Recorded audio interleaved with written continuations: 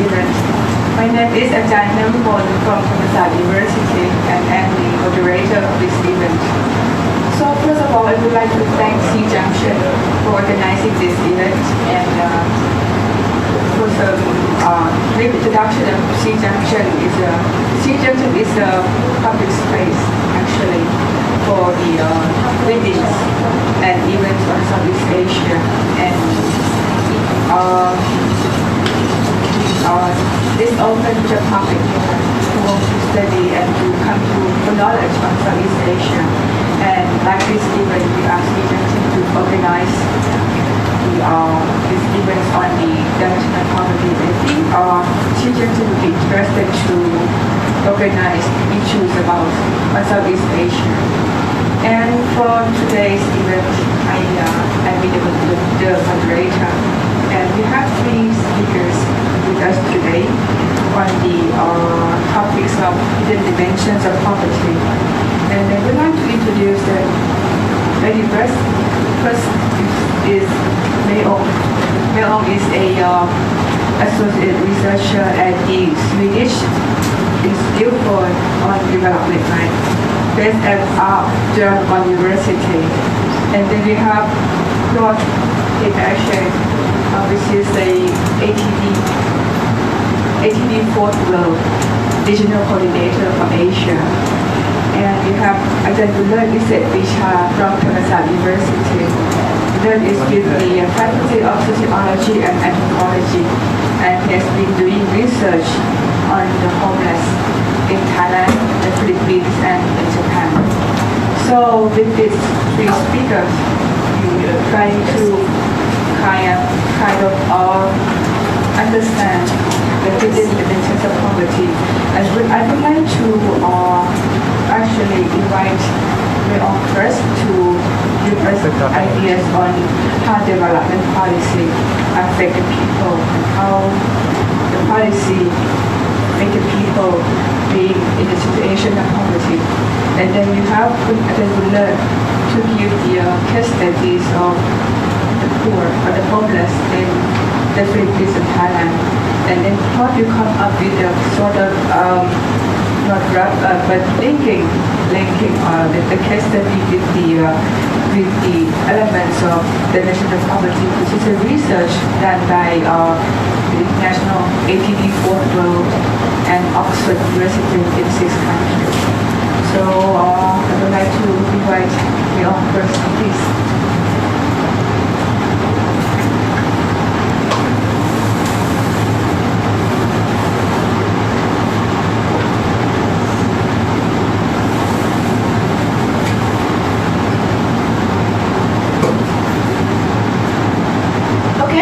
Thank you for coming.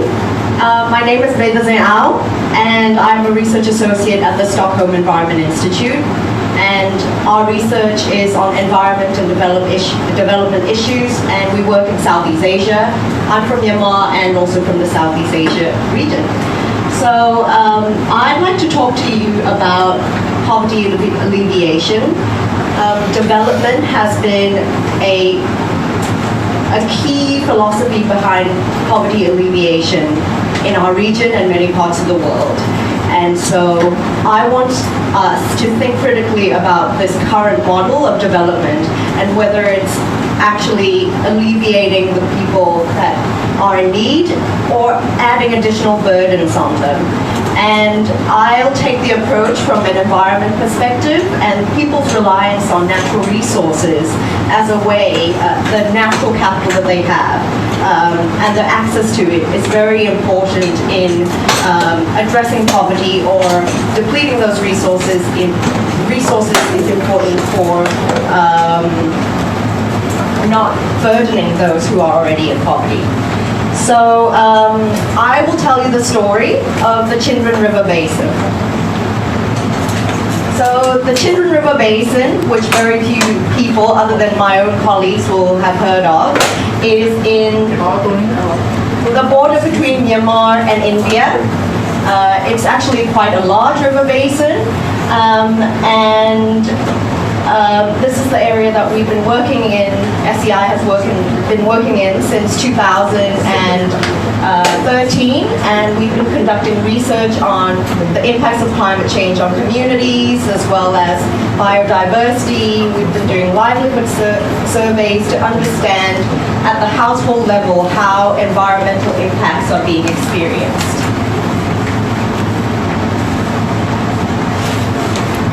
So who are the people of the Chindwin River Basin? Well, they are quite simple people. They live very subsistence-based livelihoods. They're fishers, they're hunter-gatherers, they're farmers, and in the traditional sense of the word, they might be considered poor because their levels of income are quite low. But they are also very rich because they have access to a plethora of natural resources. They have very rich forests, which they use to gather rattan and bamboo and other products from the forest. They cultivate many, many varieties of rice in the uplands as well as the lowlands. They rely on the river for sanitation as well as drinking water needs. So they rely on these natural resources for their everyday lives.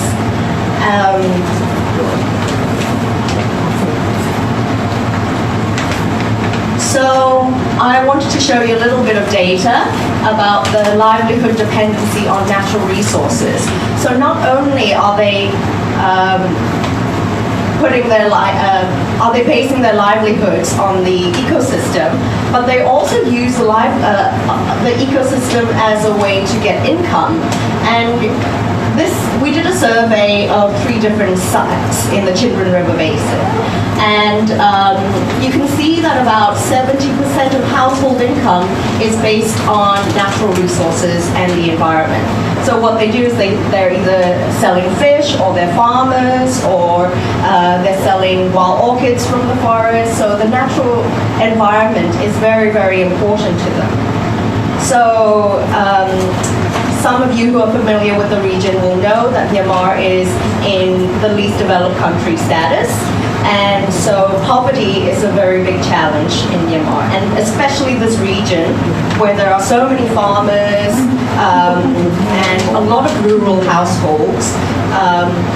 Poverty is the main issue for the government of that region.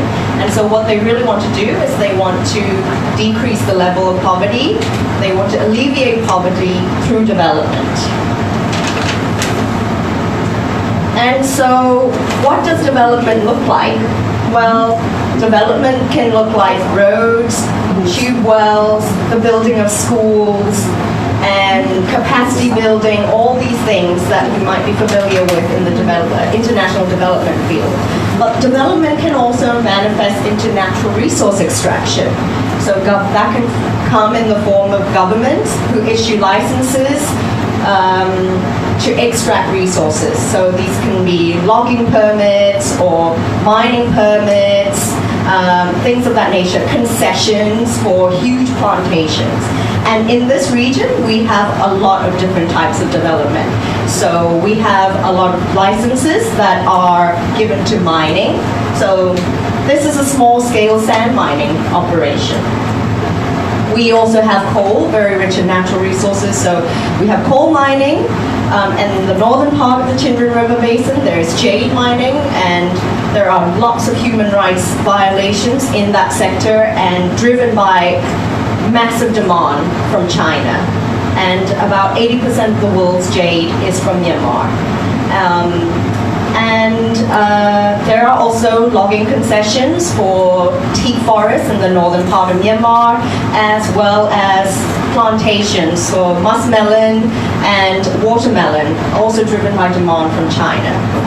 So the government of the region really wants to improve the livelihoods of the people in the region, but they feel that the increasing GDP through these extractive industries is the only way to improve livelihoods, increase GDP, and alleviate poverty. But this is a problem because all of these development activities have an impact on the natural resources that people rely on for their daily lives, for their livelihoods, for their income.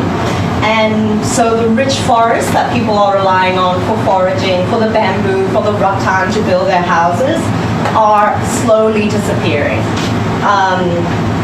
And the mining activities have led to greater sedimentation in the river, as well as water quality decline.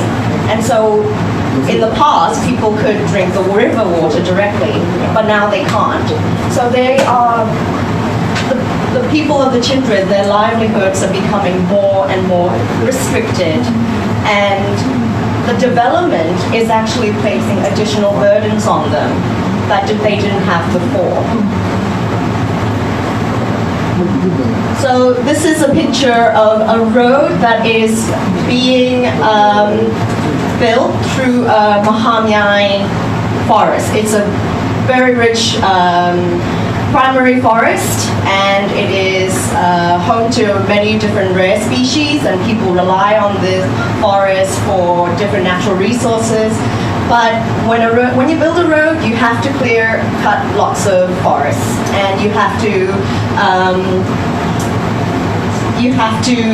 deplete land, and it will lead to land erosion, for example. And roads will connect remote parts of Myanmar to more open parts of Myanmar, leading to more human movement and probably more natural resource depletion as well.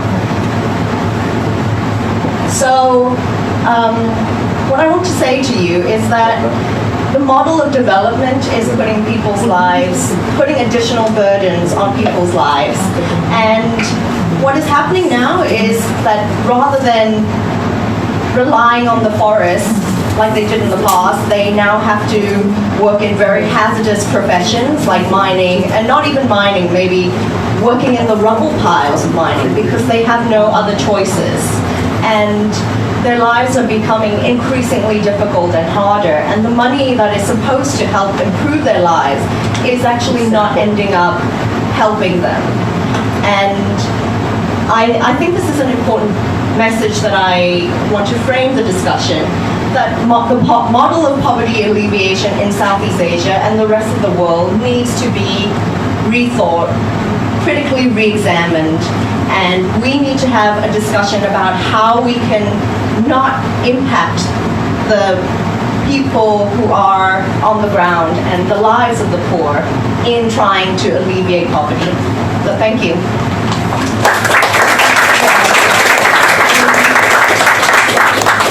We don't need any summarize, because the message is very clear about how development with the situation of people in poverty. So I'll come to Livelihood to present his story.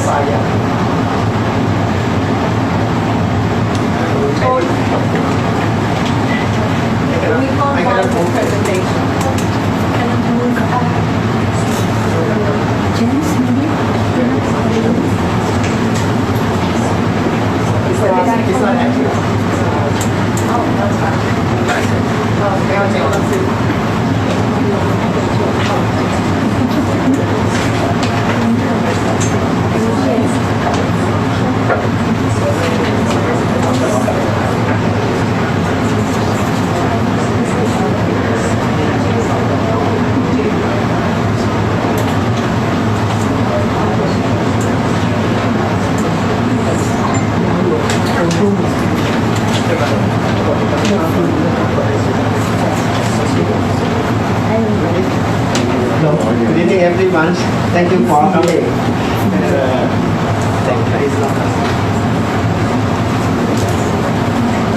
Today I frame my work according to the title of the event today about the hidden dimensions of poverty, but I draw the information from my experience with the homeless people in Manila. Mostly in the Manila, I did not prepare for the comparative with the Tokyo and in Bangkok that I had an experience before also. So there, and let me introduce myself a little bit. I am an anthropologist, a graduate from University of Wisconsin, Basin. So as an anthropologist, I need to do my research method it's called participant observation. It means the researcher has to immerse with the people. So I study homeless people. I live with the homeless people in Manila, in this picture.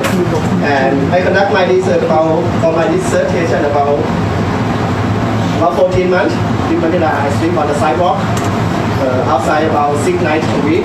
I rent a room for keeping my belongings. But 6 nights a week, I live outside with the homeless people and surviving as a homeless people do, as collecting recycled items, going to a soup kitchen in several cases every day. Then the way of life of the homeless people, and also we treat and homeless people when I went with the homeless people to many places. So today, I will draw my experience to explain how when you are the homeless, how is your experience, how you will treat as a homeless person. Also, I would emphasize that I'm talking about the people that who are quite extremely poor. So for these people, it's more than the people who living in the community. They lack of many things, many of basic needs, sleep on outside. I will not prepare some detail about the homeless in Manila. Just brief you briefly, comparing to Thailand, the numbers of the homeless in Manila, in Metro Manila, is much more than in Bangkok. Much more than in Bangkok, and you can see the street family. In Thailand, you are difficult to find the street family, but in Manila you still see a lot of the street family. That means the situation is worse than in Bangkok. And then I will start from just basically when we are talking about poverty, talking about the poor. For the homeless people, the first of all, when I ask the people how is difficult of the life of the homeless people, the first thing will come from the many people is that hunger. The experience of the homeless people is hunger, because many people don't have a regular job, and many of them surviving by going to the soup kitchen. In the Philippines, they call the feeding program. Several churches in the Philippines will provide food for the homeless people. In this picture, this is my dinner for almost a year. In Manila, several churches, the Christian church will give a food. Only each church will give once a week. So the homeless people have to go to different places in every day. But only one church that gives food every night is a Sikh temple. So we eat, for the homeless people, we eat a kind of food like the Indian food, a bean curry. It's a curry making from bean. It don't have any meat, because bean is too cheap. So this is the food that our group eat almost every night from the Sikh temple. Aside from why people go to feeding program, because many of them don't have a regular job. That is the first factor, is important factor. The second one, as a homeless people lack of a shelter. I don't talk about house, I just ask about shelter. Even shelter, they don't have a shelter.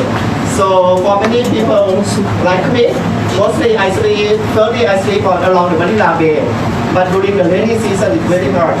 And as you know, the Philippines is the Iceland country. So the raining season is quite long, about 7 months a year. So it's long raining season.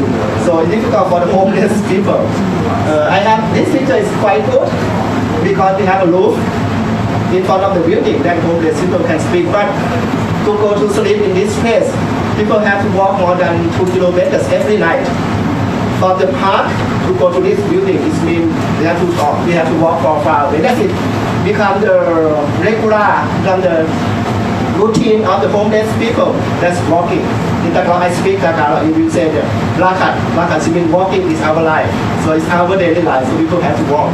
And in this picture, like in the park or this is like in the bus, on the bus station. Bus station in Manila don't have any seat. just have a roof, and then people have to just sit on the floor. Next, I will for the basic needs like the material factor. I will talk just more than the material factor. Being homeless, when I ask the people what are the difficulties, they will say, many people will say that living far away from their family is one of the most difficult of the homeless people. Particularly for the Philippines, people very close with their family. Actually, their family should be provide assistance for them. But for many people, they have a weak connection with their family. Or sometimes they have family, but family cannot support them. And then for some people, they don't have to be burdened of their family. So some people, they decide to move from their families. For these people, they will feel really suffer. And for my concept is social service, they will suffer that they have to live far away from their family. However, there are some people also that they are really homeless. One of this, I think this girl, he talked to me. He said, "You will learn. You want to study homeless people." She said, "Many people on the street is not the real homeless. Only she is a real homeless because she is only one. She has no family. She has no parents. She has no sibling. So she is only one. She is a real homeless people.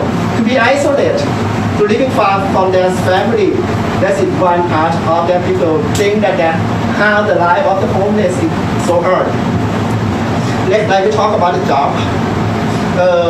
Comparing to Thailand, the economic system, and about the job employment in the Philippines is harder than in Thailand. So the unemployment rate is quite high. So many people don't have a job. So when in the country that there are a lot of unemployed persons, so the employer can exclude some labor from the labor market.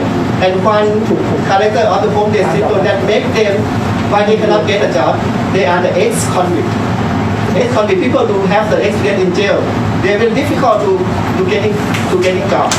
And the way in the Philippines, every time they like the people, when people apply for the job, they will need the NBI clearance, National Bureau of Investigation, to inform that you don't have the experience in jail. This is normal in the Philippines. Even you apply for a job like this, the helper is a job in the informal sector, they still need NBI clearance. So in the Philippines, for the ex-convicts, it's very hard to apply for a job. And the way that the people check that you have the experience in jail or not, they will ask you to show your shirt, to take off your shirt. Because, you know about that? You know you ask you to have a tattoo. Because many people, when they go in jail, they will have the tattoo, like a gang tattoo in jail.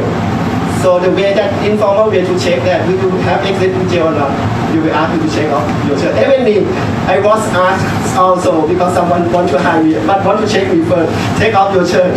This is the way that the labor markets include the employment. Next one, for some people, even though for some employer, they employ the ex-convict, they employ the homeless people, but they pay very low rate, very low. Like this in this picture. If the people go to work in like a construction worker, according to the law, the minimum wage is about 466 pesos. It's about 12 or 13 US dollar. But in fact, people get the pay very low, like 250 pesos. As in this picture, this picture employ the homeless people to be a helper for the stall selling food for the homeless people. In this picture, I explain working in this picture. This picture is me. Do you want to guess how much this stall pay for me a day? But according to the law, they should pay me 400. But in fact, they pay me only 100 pesos. It's like 25%. Because they think that when they work here, I can get free food from the store already. So this is a part of my pay. So that's why they pay me only 100 pesos. Because of this, so many homeless people, they don't want to be employed and get paid very low rate. So many people prefer to work in the informal, like for the collecting recyclable. At least they can be self-employed, they can be their own their own boss. They don't need someone to order them to do that because you get paid and then you have to be someone to order you. Next, as you know, I explained that being a homeless and get paid very low. But when I interview the government official said the homeless people, they make themselves homeless. He said to me, I asked him how the government have a program to help the homeless. He's like a director of the shelter, government shelter. Actually, it's not like a shelter. Actually, it's a kind of a little bit like a jail.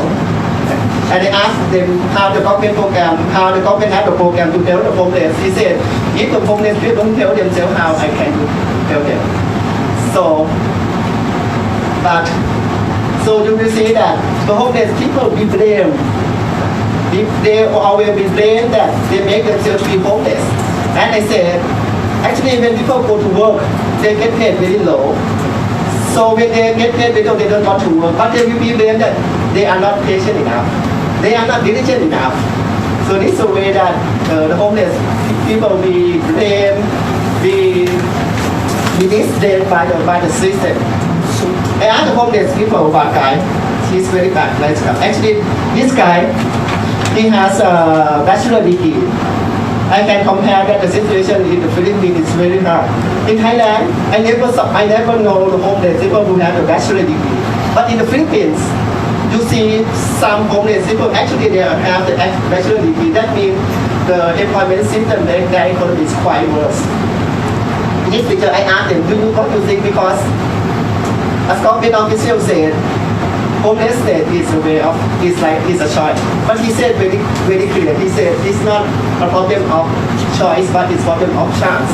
Because like him, actually he has a bachelor degree, but difficult to find a job.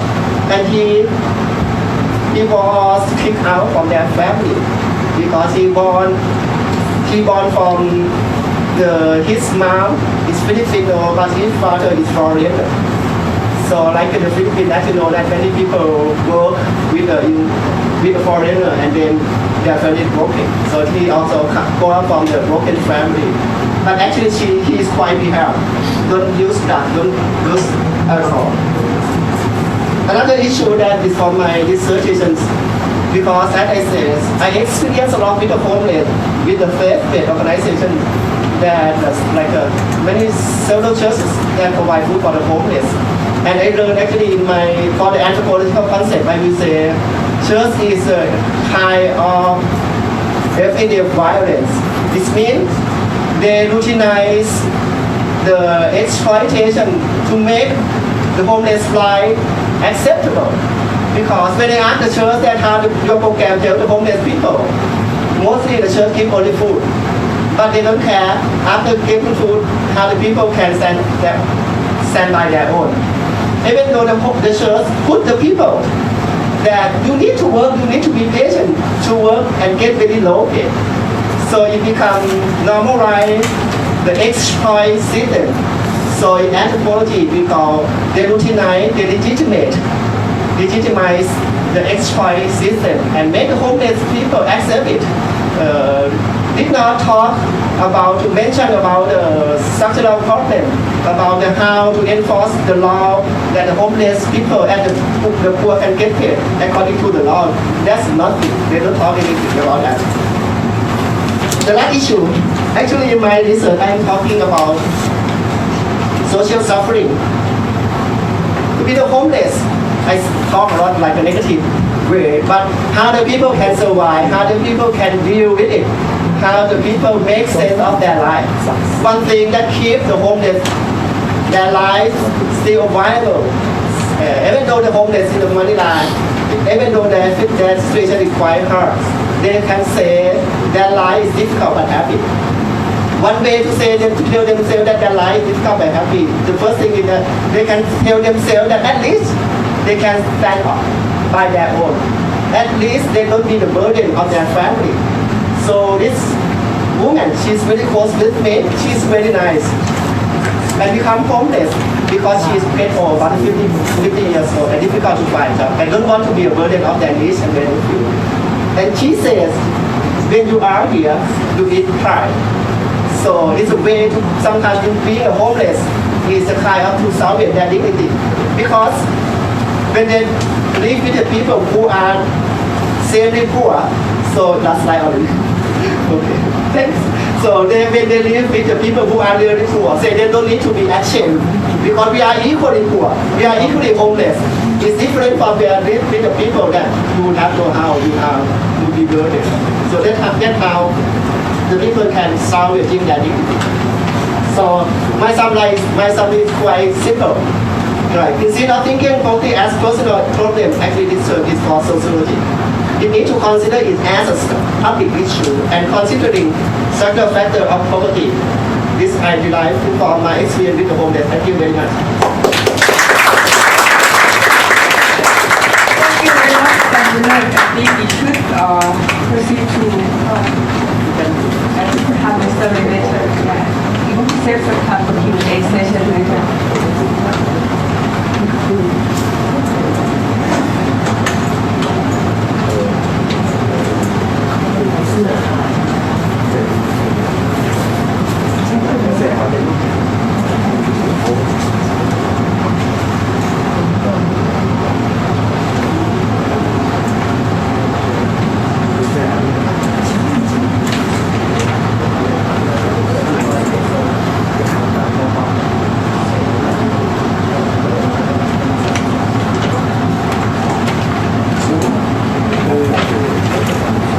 Thank you for the presentation, which will be both very helpful to get what I will present, because most of the dimensions I will talk about were already introduced by your presentations. Thank you so much for your very relevant presentation.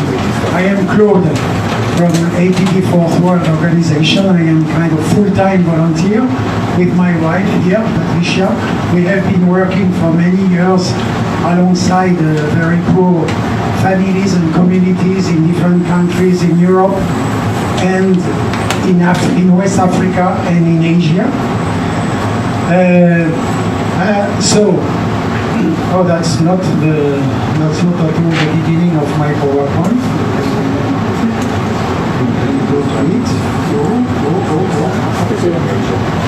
Voilà.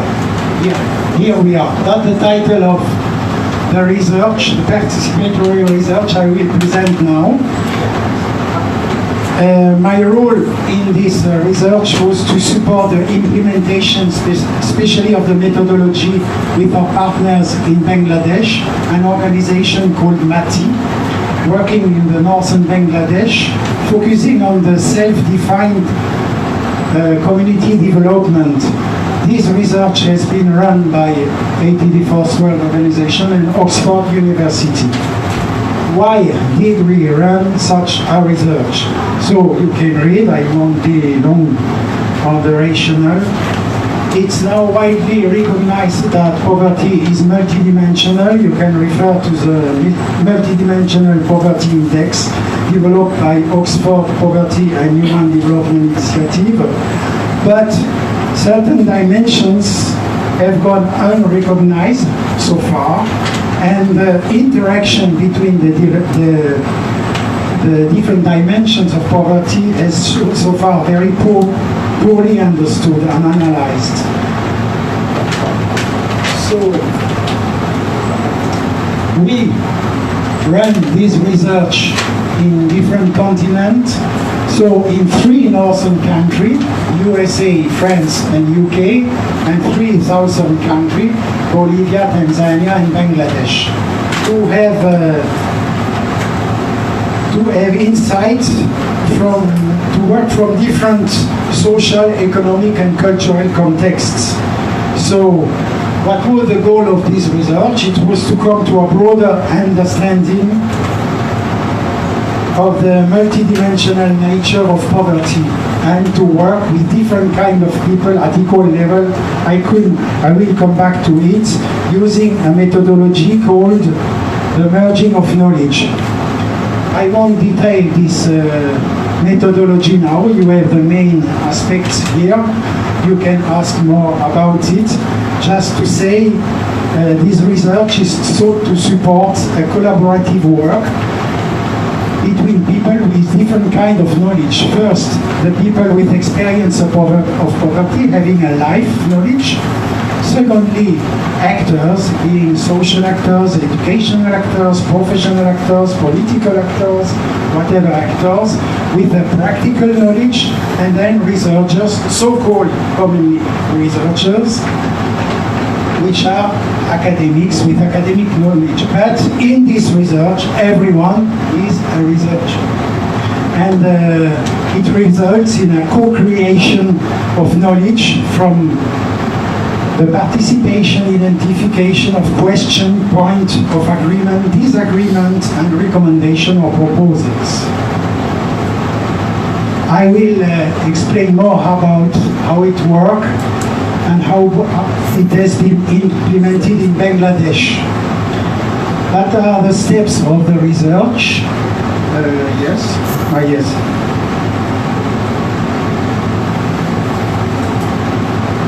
6 steps of the research, which have been the same in all the countries, with adjustment of each steps according to the context and the culture, of course. So the first step was to create a national research team with different people, with people having experience of poverty, activists, practitioners, academics, and people to coordinate it. So it's a challenge to create such a team in a country where it's no habit to work this way, and a challenge to accept that your knowledge has to be considered as not more valuable than the one of others. That's not a small thing. And all the participants had to discover and practice themselves this methodology, so to ensure a fair and non-exploitative dialogue between people experiencing poverty and others. So this step took a long time, and they experienced themselves all the methodology used later with the different peer groups which participated in this group. This is what we call the peer groups, is people, for example, only people with experience of poverty, only practitioners, only academics, working on the same exercise in the same way, at first separately. So the groups of people having experience of poverty were chosen on a wide range of different realities, as you can read here, because in Bangladesh you have many social realities and many people living in poverty in different cultural and social realities. It took time to approach each group to make sure that people agree to take part in research, understand what they take part in, and from that step on, it took 3 days per each peer group to make all the process.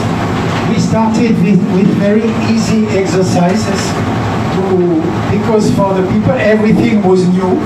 They were shy, they were never associated in a work where they had to bring themselves the inputs. So we started with a picture exercise. I don't describe in detail, but where people can easily express a simple idea about poverty. And in all these exercises, we put the idea together, and it creates already a kind of panorama with different aspects. In the picture exercise, people choose a picture, and they say why they choose this picture and what it expresses about poverty. Snake, saying for poverty snake, where people give one word, another give another word related to this one, until we have a snake of many words giving different characteristics of poverty. And all groups did the same work. It helped mostly the people to be less shy and to understand what we were trying to do. I stop a bit on the next exercise, which was a bit special. It's a body map exercise meant to get what people feel and think about poverty. not to define what they think poverty is, but their feelings. So you draw a body and you ask the people, what do you feel in your heart? What you hear in your ears? What you see from your eyes? What is in your heart? Your guts, your feet? And it's incredible what it produces in terms of more complex and more subtle aspect of poverty. What Woodmert just described is things of that sort that you can have with such an exercise. Once we had done this, we had a large array of characteristics of poverty for each peer group, and people have to try to group these characteristics in try to find which of these things could be similar or belong together, producing a set of dimensions. It's a very difficult exercise for people who cannot read and write. It means we have to rely on their visual and oral memory. And we took the time. It was not always easy. And the next step, and I am finished with the methodology, is trying to merge all these inputs from the different peer group, working with delegate representative of each peer group. It means working in a group of people from very different backgrounds, for people in poverty up to academics, and to try to find a set of dimensions merging all the inputs of all the groups. For this, the people facilitating this have to work a lot in advance to be sure that the dialogue is really fair and productive. So, now the last step before we go into the findings, we had a few international sessions, working conference to merge the production of each country participating in the research following the same approach. It means working in peer groups, merging, discussing, and what's interesting is that there were many differences between the sets of dimensions of different countries, but also a lot of similarities. So it was not impossible at the end to come to a set of 9 dimensions, of 9 common dimensions, which were presented last May publicly in this conference addressing the 11 dimensions of poverty. So and now I will tell you about these dimensions. That's the first ones. As you see, they are the basic, the most obvious ones, which already are part of the multidimensional indices of poverty. I don't talk much about it, just to say they are obviously interdependent. That people express a lot about this. You have no job, no money, you have no money, you cannot school well your children, etc., etc. So that's... and then we come to something a bit newer, that the core experience of poverty. As you can see, I will try to shortly describe each of these dimensions. The disempowerment refers to a lack of control on your life, on your own life, and totally dependence on others. Often people have no say in decisions made on their own behalf, from authorities or whoever people. Suffering in body and mind and heart. Emotional suffering is accompanied by a sense of powerlessness. People live in a constant fear and stress of what might happen. Lack of assets, resources, of permanent uncertainty. These dimensions have appeared in all peer groups in Bangladesh and with a lot of characteristics. And struggle and resistance is all what people try to do to resist, to improve their life, and which is often not recognized by other society or institution. I could give quotes and examples, but we can discuss later that all this could be found in what people expressed in Bangladesh. The next dimensions are also new regarding the multidimensional indices of poverty in use. They are about how poverty is shaped by how different groups in the society perceive poor people and reciprocally. Institution maltreatment is about the failure of international institutions to respond appropriately and respectfully to the needs of people in poverty. And this includes the neglect and failure to listen to people. Social maltreatment describes the way that people in poverty are negatively perceived and treated by others, individuals or groups in the society. And unrecognized contribution is about how people do things to contribute. If you think of people Mayong taught in Myanmar, or the peasant in Bangladesh, or the basic people who work all day producing things, but whose work is never recognized and valued. And many other examples. And then another set of aspects of poverty are the modifying factors. We call them like this and not dimension because they appear in the set of dimensions of different countries, but not in all. And for example, and they might affect the life of people in extreme poverty, but also other people. Like, for example, if I say in the identity aspect, the racism in the US, it affects many more people than poor people, but it affects poor people too, and it's cumulative with poverty in terms of exclusion. In Bangladesh, the degradation of environment, it means here the environment and environmental policy, was a full dimension because you can imagine that already millions of people are affected by the degradation of environment in Bangladesh. So, I am almost finished on this. I just give you a short conclusion. What can I say? Yes, this research has proven that it's possible to work and reflect and produce something new with people in poverty.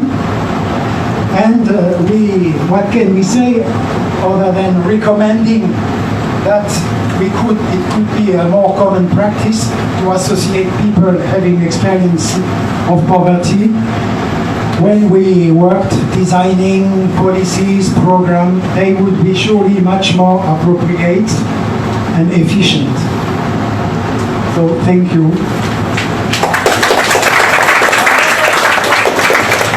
Thank you, Coach. So now listen to the three speakers, three of the perspectives, different perspectives, but related perspectives on poverty and come from development policies to the deep and subtle meaning of poverty.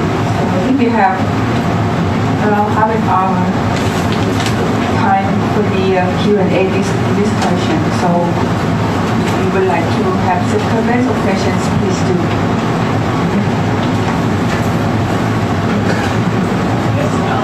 So please. My name is Tana. I'm a journalist for the Bangkok Post.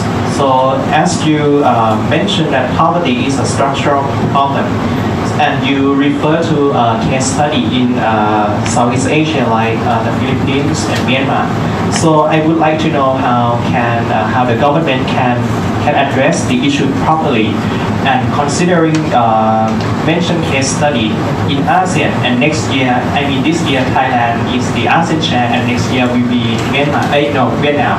So I would like to know how how the next ASEAN chair will take up and address the issue. Thank you. Questions, comments for Ajahn? This is for Ajahn Bulat, right? Or for Ajahn Bulat? Yeah, so any comments or questions for Ajahn Bulat, please?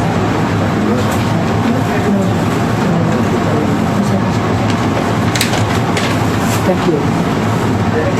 So I have a comment about poverty of underprivileged Thai people, homeless. I kind of get involved with them. I go to the place where they gather together. They come to get food, and some very kind of the hotel owner give them food every Monday. So these people, I would divide it into two groups. One, they are happy of being homeless, and the other, they are not quite happy. But one thing that I noticed, they prefer money more than food, because when they get a food, they would like to sell it because to take money. Because I think money is a part of their security. They can buy things. So by general, I think poor people, maybe more than 50%, they are happy about being homeless, staying around. Thank you.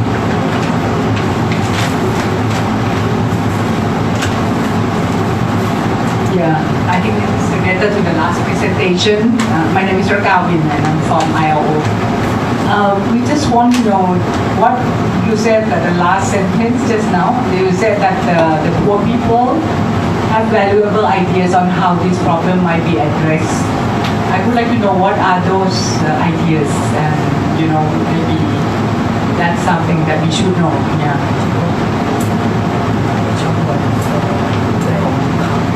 Should get these speakers respond to the comments and questions. Thank you for your questions. I'm anthropologist. I'm not quite a poverty expert. There are two ways to answer these questions. Like the first thing when I address that is about the structural issue. So it should be think to solve it in terms of structural, for example, how to create job for the people. I think this is the more important. In the Philippines, that's a very important issue that people need. That if the government want to help them, it's not to give them the money, but to hire them to provide a job. In Japan also, when the government have program to support the homeless, the government use the budget to hire homeless to work. So, but this is two ways. Sometimes the government don't have enough money. In the Philippines, has a problem like this also, that the government has the budget for 9 months a year, and then during the time that you have a job, they can rent a room. But later, when the program finishes, they cannot have a job.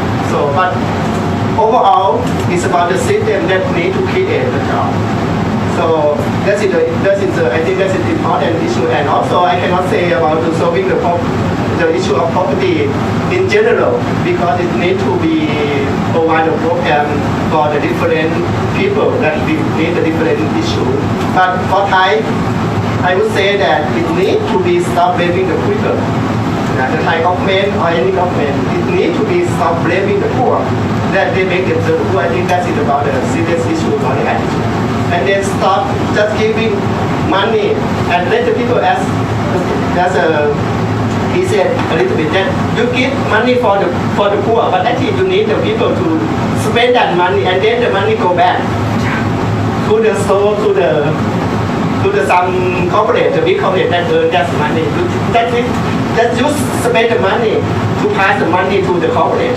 So we need some time to create a job for the people, not kind of spend the money like this. For the questions, for the comment about that, the homeless people say that they are happy.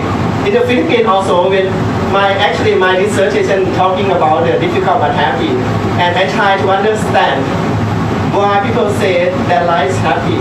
I think that when I say to be understand how their lives can be happy, because you need to understand that context. In the Philippines particularly, when people know that the way to overcome homelessness is quite difficult. So instead of blaming themselves, I am failed. I cannot overcome homelessness. It's better to make sense of themselves to find a positive aspect of the street life. But if you give a better opportunity for the people, many people will grab it. If you give the people a better opportunity, they will be prefer to work and to leave the street. But when they cannot get a regular and decent pay, as I said, they have a job now, but will pay very low. That's why people say, oh, I can be happy like this. So it's very important, even though when the people say, I choose to be homeless, it needs to be contextualized why they say like that, because it's in the context and it's difficult to find a better choice. So homeless becomes the better among the worst choice. Thank you. I have a comment about the structural issue. As Professor Brunner was saying, one structural issue is the perception of the poor. But another structural issue are institutional challenges, and within governance and decision making, public participation within Southeast Asia is not emphasized enough and not meaningfully done. So that is one thing that ASEAN as a region should emphasize, that public participation needs to be done meaningfully and needs to include the people at the very bottom. And the reason I say meaningful is because there are a lot of corporations that are required to do public participation and engagement with communities, but they'll just invite whoever is available at a time that they set, and they'll just tick a box. But I think ASEAN needs to rethink and think about how, in our region, public participation can be used to improve governance and address the needs of the poor.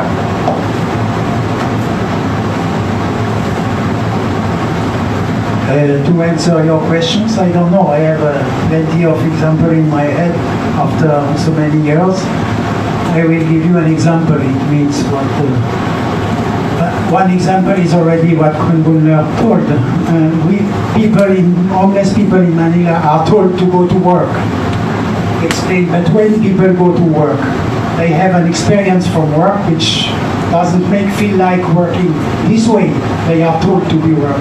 Why don't we ask them, why don't you go to work this way?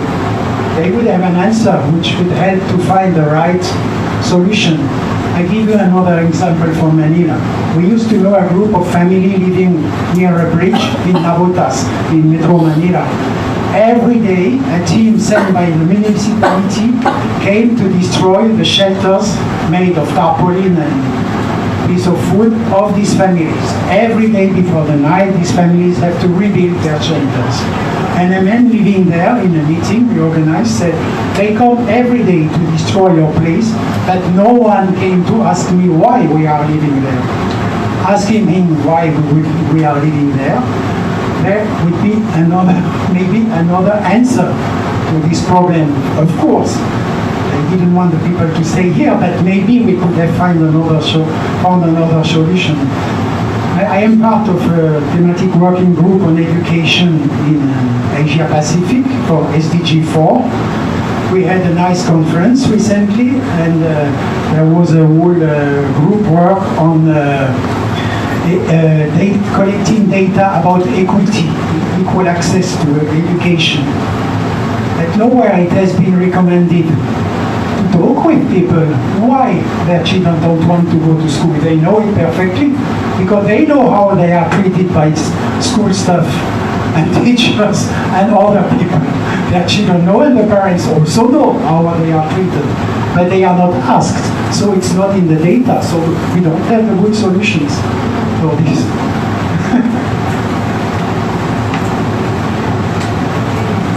Questions or comments? So,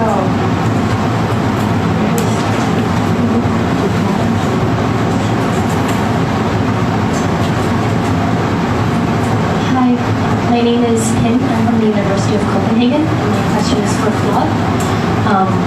I'm really interested in the participatory methods that you used, and I wanted to ask, when you were looking for people in poverty to join the research teams? What were the reasons that they gave for wanting to join?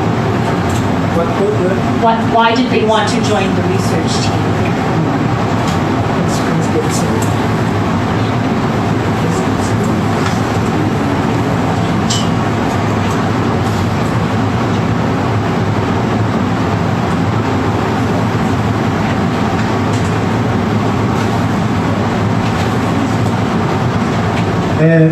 There were two kinds of people. The one joining the national research team, they were asked if they wanted or not.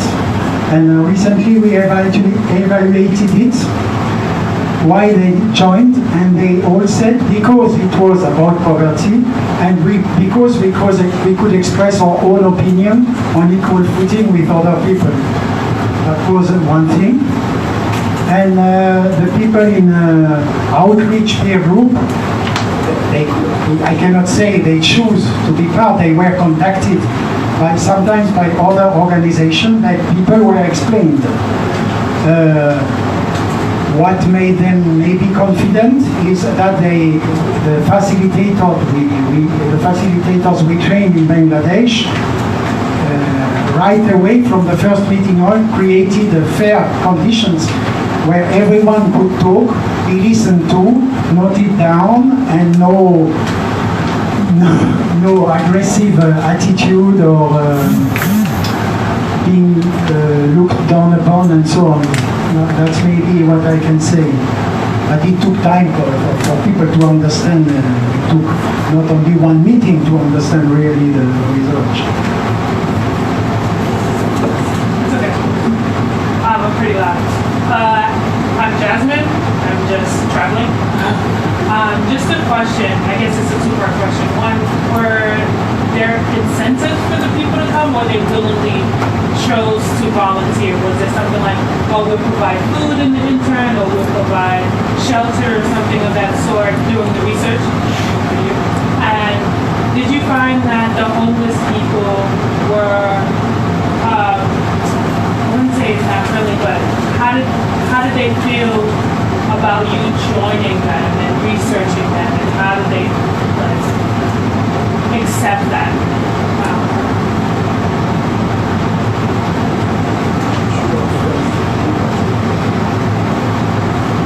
Not sure of your question.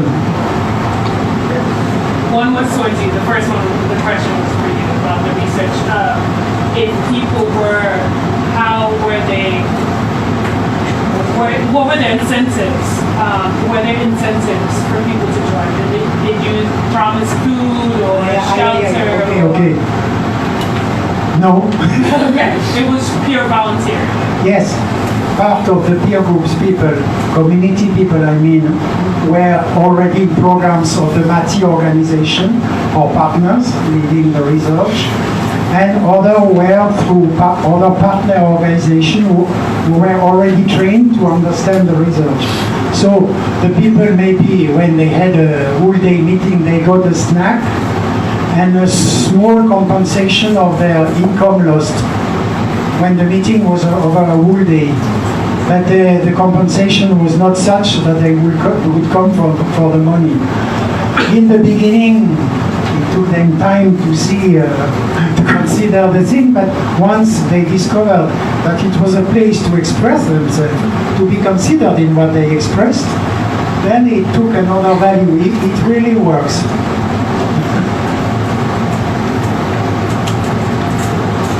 I just want to say that the facilitators of the peer group, the outreach peer group, who live in poverty, the facilitators were themselves people with an experience of poverty from the research team. I mean, the facilitators of the peer group were not activists or this or that.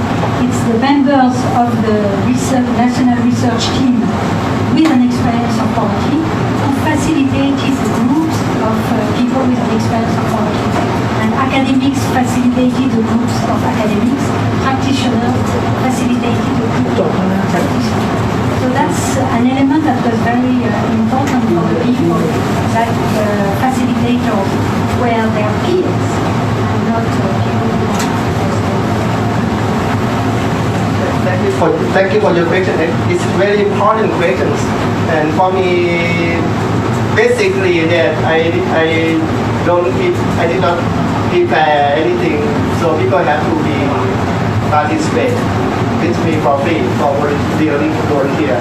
But it's not easy to let the people understand what I do. So the first thing they will think, and I don't know that are there Filipino here or not. Or the Philippines, I'm sorry to say, So one homeless told me that, one homeless person told me, in the perception of the Filipino, when you are foreigner, it means you are rich. So I think, okay, I know what I can speak about it. So that is the issue. So at first they will try to think that if they help me for my research, they will get something back. But I said I have nothing like that. I live like you, go to the feeding program. I have no money like you. So people don't expect anything from me. But many people have different aspects to me. At first they think that as a foreigner, they think that I lose my luggage, I lose my passport, that's why I cannot go back to my country. That's in the rumor among homeless, that this guy. So someone really tried to suggest me that why don't you go to your embassy to renew your passport. I said I don't have the problem like that. And when I stay with the homeless longer, the new rumor comes that I'm wanted in my country. As many homeless people, they know that someone committed harm from the province and free to the Philippines, so free to Manila like me. So I maybe committed harm in Thailand. So someone said, I can say this guy they will say in Philippines for eventually they speak in Tagalog Barang Hanggang. I will be the Philippines Barang Hanggang speak eventually because I cannot go back. So I need to explain and them understand what I'm trying to do.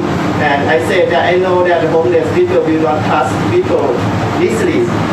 Even though some people suggest me, why you don't do as a social worker to come and interview people? And I said, what you will do if someone come to interview you? My friend said, I will lie to them. They said, this is the way how the homeless people, because they want to make us sorry and to expect some assistance for these people. So I said, I don't want to do like that, that's why I need to live with the people to learn from the people. And mostly people will be willing to have a friend like this. They will be like, oh, you are foreigner. They will want us. Yes, these students, actually, they will be difficult to explain to people what is a doctoral degree student. So I try to understand I am a student. You are a student, but you don't go to your university, but you go to Unita Park. Like that, you go to the university, but you go to the park. And then they say, I'm higher than the non-general student. I am doctoral student. I understand you are doctoral student, it means that I get sick, you can cure me. So I say the doctor and doctoral student is different one. So like this, but later, when I immerse with the people, they forget that I am a student. They just think that I'm just a homeless person. Sometimes they think that I don't have even the 20 peso when they need some food, some people will give me food. When I get sick, someone give me a medicine, but some people said, you need to have a food before take a medicine. And they are so pity on me that I maybe don't have any money to buy food. Someone will give me money to help me to buy food before taking the medicine. So people will be, for me, I think the poor, maybe some people might afraid of them. I got a lot of questions that, why don't me afraid of the homeless people? I don't think, when I go to them, I think they are not like that. They're quite, I think for me it's easier to work with the poor rather than with the middle class. I like to work with the poor.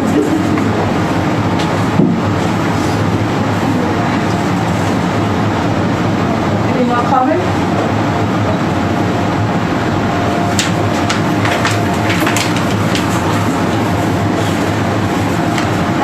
My name is Susanna. I've been working in Southeast Asia for a long time, most recently in Laos.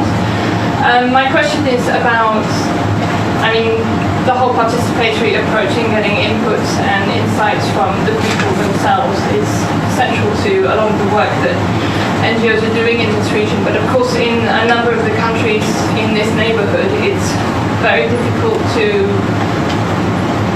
bring these voices to a policy-making table or to a table where there are government staff there to recognize their voices. And I think civil society space is very challenging in some of these countries. So the idea of encouraging ASEAN to, I don't know how you propose this research to encourage different governments to listen to the people, because especially when you're talking about national resource exploitation in these countries, the stakes are high. And it's very difficult for communities to speak out. And if they do, it's not always listened to, but if it is maybe just a tick in the box, so it can be quite challenging. So how to somehow encourage governments to, or people making these decisions to be more open or less fearful of the voices that can come from such participatory exercises?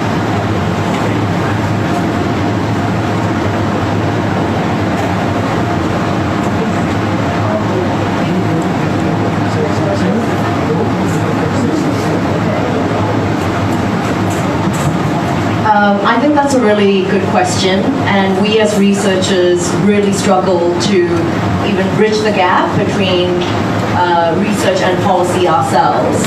So I think the best that we can do is try to highlight with the governments that we work with the importance of this kind of research, and we need to see, as researchers, we need to see ourselves as a bridge to link between the poorest and the government.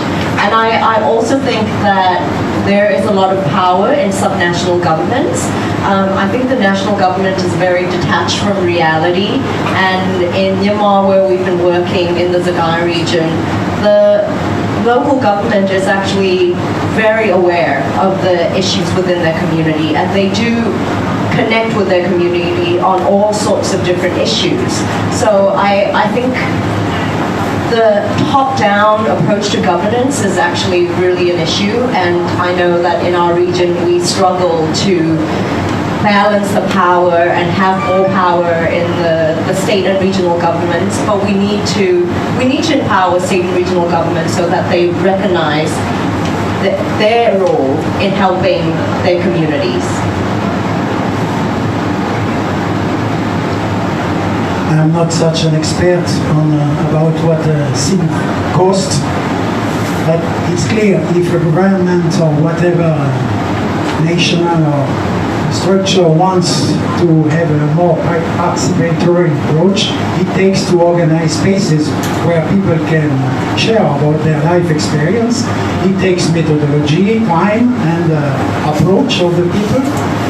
But if you consider what experts, consultants, surveyors cost, I think it can be very rewarding working on participatory way in terms of data collection, qualitative data collection. And I'm not sure that it would be more expensive than paying experts and so on, statisticians and people. I don't mean they are not necessary, but it could be more balanced the way we invest in terms of data collection and in working more on participatory ways. And so a little bit, I lost a little bit. You're asking about the participatory research. No? How to encourage governments or decision makers, whether it's at different levels, the importance of I think the research is one way, but another way that I would like to emphasize is to empower the people. I think the government will not give you, but the people need to show that we demand it. I think, and even though another thing is that it's several times that the government co-opt the idea of the people. Like right now, in Thailand, I think the community research, the participatory research was co-op. It's named, this title by the government, but it's not actually let the people think critically about the structural issue, but let the people think just a small issue, like how to make the public product to sell on the market like that. But it's not thinking about the system such as how the people can get paid fairly, how to protect the labor right like this.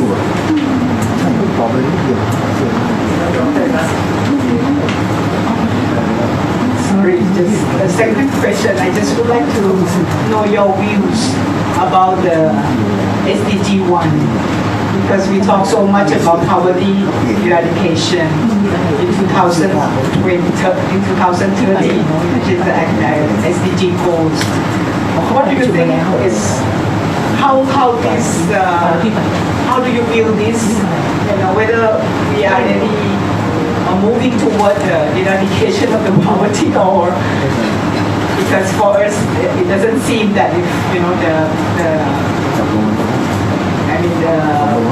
the solution is still coming from top down, as she mentioned. Like, you think that the poverty eradication will really happen?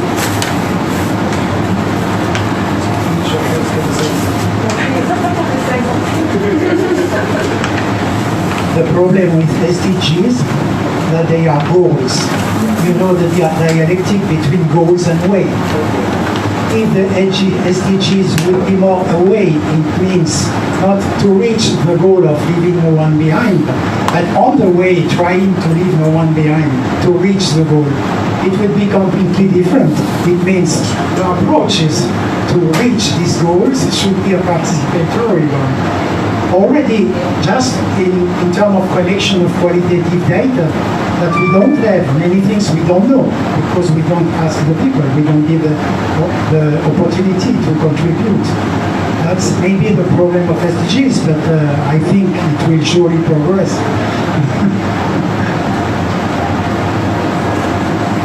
I'm also quite skeptical of SDG Goal 1. As we've been discussing, poverty is not a standalone thing. It's about security, it's about access to natural resources, control of natural resources, and I think there are so many different aspects of it, and those aspects are being addressed in piecemeal approaches. And so I think that it'll be very difficult to obtain SDG Goal 1 by 2030.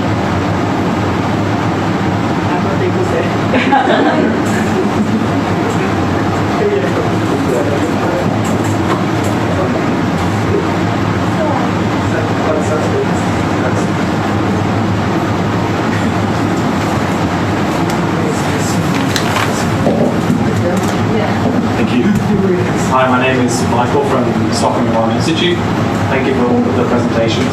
I've heard a lot really about the relationship between development and poverty reduction. And there are clearly a lot of issues with how development is typically done, not addressing maybe the most extreme poverty.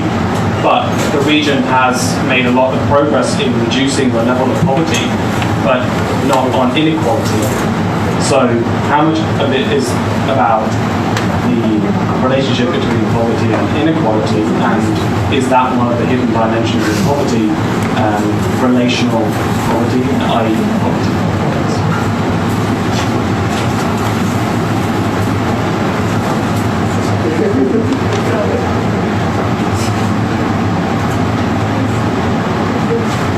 All new candidates. 2 minutes. That is very, we are say that's very hard question. Okay, but I just thinking about this issue. Poverty and inequality is are not the same. So, as in Thailand, I think we are better in the sense of we don't have the absolute poverty. Many people have the quality of life that's going up, but the problem is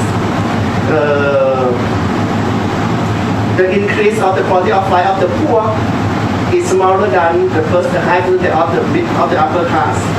So at the peak now today, I think many people realize that even though they can access to the basic needs, but they know that someone get more and more than they get. I refer to one of my research in anthropology by the Giuseppe from the Harvard University. He studied about the motorcycle driver.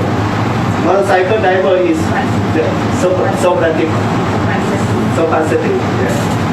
He said that a motorcycle driver, taxi motorcycle, So confusing the two models. Driver, motorcycle taxi driver, they are not really poor, they can earn.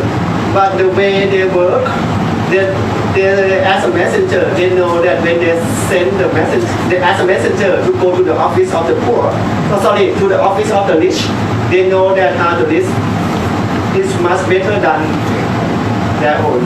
So the people, I think, even though the people, in terms of poverty is better, but the people can aware that the situation of inequality is worse than before. That is in Thailand. But in Philippines, I think it both in terms of poverty and in terms of inequality. In Philippines, in Thailand, we will say, in everyday life, people will say a lot of the middle class. But in the Philippines, it's only the poor and the rich. It's like the Maynilap and Mayaman. It's only two classes. That means the level difference between the poor and the upper class is quite long. We have the same middle class. So the situation is worse also in the Philippines. Inequality. I don't know if it's so easy to reduce inequalities. For example, if out of Asia, I will take the example of France, because I'm French. In France, we did many things in terms of law and allowance and social support to reduce inequalities, though inequalities are still huge. But I would say it's difficult to have more in the law and in the system than we have, and still the problem remains when people don't want to live together. When citizens don't want to live together, that's still the most difficult. You have public school, you have to send your children in the public school where you live. But when you see that where you live there are many poor children of poor families in the school, and that you try to send your children in another school because of this, that's where the togetherness doesn't work. And I would say we work in Bangladesh. It's a highly unequal society. But when I saw at the end of the work in the national research team, the people with experience of poverty able to contradict the academics, that was already a step forward. It means if at least we would create spaces, whether in the schools, in the cities, in the municipalities, in different places where people can listen to each other, care for each other, it could already be a step toward something, because it's very difficult to change inequalities.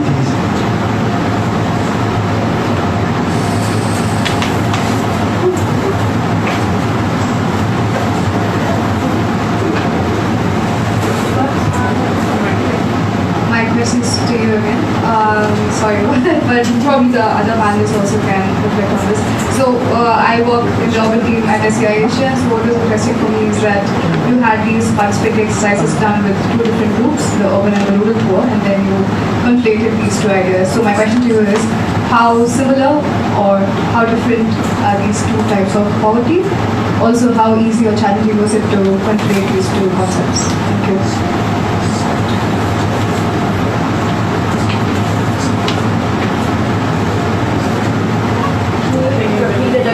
Sorry.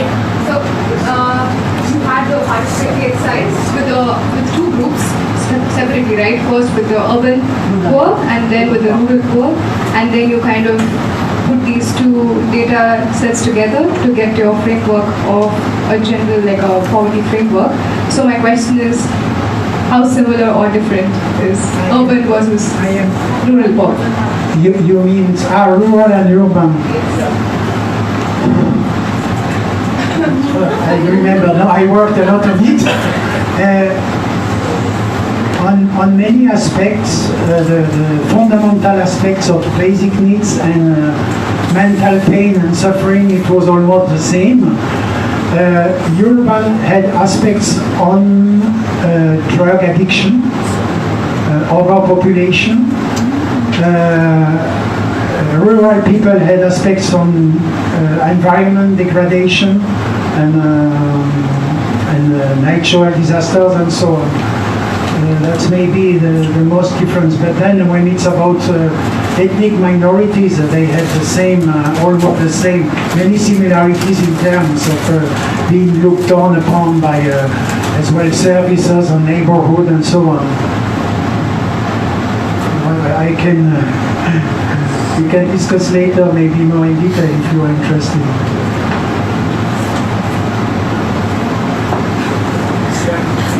Sorry, it's not a question, but just reflection.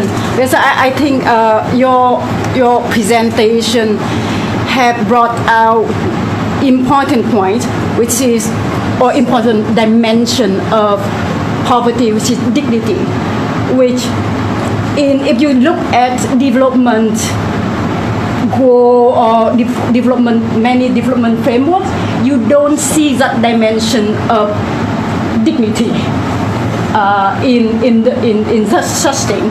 So as long as we still see poverty or we still materialize poverty in not just income or food, access to education, and it's still kind of material dimension of poverty, right? So as long but what's missing so far is measuring human dignity, which is still what's missing. So I think we really have to, I don't know, change the way we see what development is about, and maybe try to assert that dimension or really put forward that dimension that you already mentioned, like 3 dimensions. It's like in the core dimension of that poverty. It's like that's the heart of it. Then I think that those dimensions need to be bring into forefront and really contest the mainstream development thinking. Thank you. I think time's up, and as a moderator, may I have a final comment? Yeah, I think we have talked a lot about the structural problems, the government and the people, the poor. I think as what you have already said, that poverty is not a standalone issue. I think we cannot speak of poverty without talking about the non-poor and the rich. So the government has its own agenda and it has priority.